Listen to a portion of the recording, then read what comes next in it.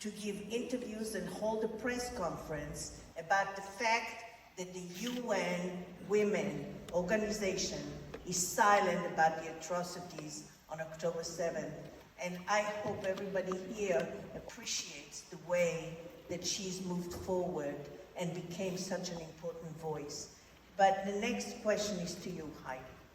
First of all, why is it that UN Women was silent for so long? And in fact, the first statement was really minimal and really didn't go into the proof that these things really happened until 6 months from the date occurred. Please tell me what your thoughts are. I would love to tell you what my thoughts are on all of this. First, Daphne, I want to thank you so much for making this evening possible. The film dropped on YouTube on April 25th, and we spoke shortly thereafter about it. Then the footage of the 5 young women hostages were released, and it was devastating. And Anila, Soraya, and Daphne and I got on a call and said this has to happen sooner rather than later. So it was a wild ride, and here we are tonight. So I'm really grateful to you for such just an honorable evening, and that so many people turned out, and we hit it, it is an important issue that we needed to elevate. So thank you for all of the effort that went into this Thank you. And bringing all of your teams together and everything. So thank you so much. I also need to share that I've been doing work with Women's Voices now for 12 years, and my job is to watch films about atrocities against women all over the world. And something that arises from that experience is seeing that no matter who you are as a woman, what country you come from, religion, race, creed, whatever your multiple identities are, violence against women is universal, and it is the same all over the world. So it stands to reason that when an atrocity against women occurs, that we would all rise up and speak out against this, because it is really a global issue.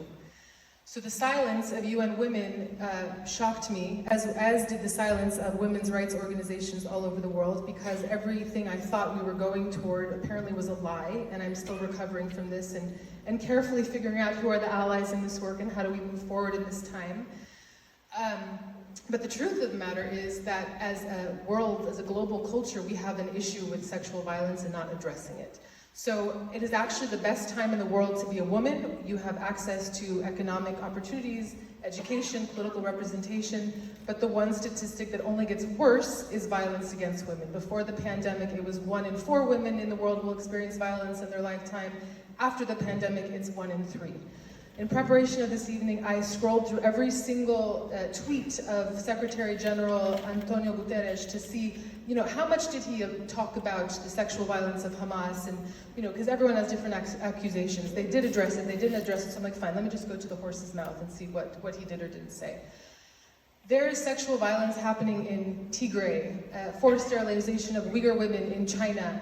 There is incidents in Ukraine, in Haiti, in Israel on October 7th. There's enormous amounts of sexual violence happening all over the world. He doesn't mention any of those things in his tweets. Actually, sexual violence committed by Hamas gets about 4 or 5 since October 7th. So comparatively, the issue is actually on his mind.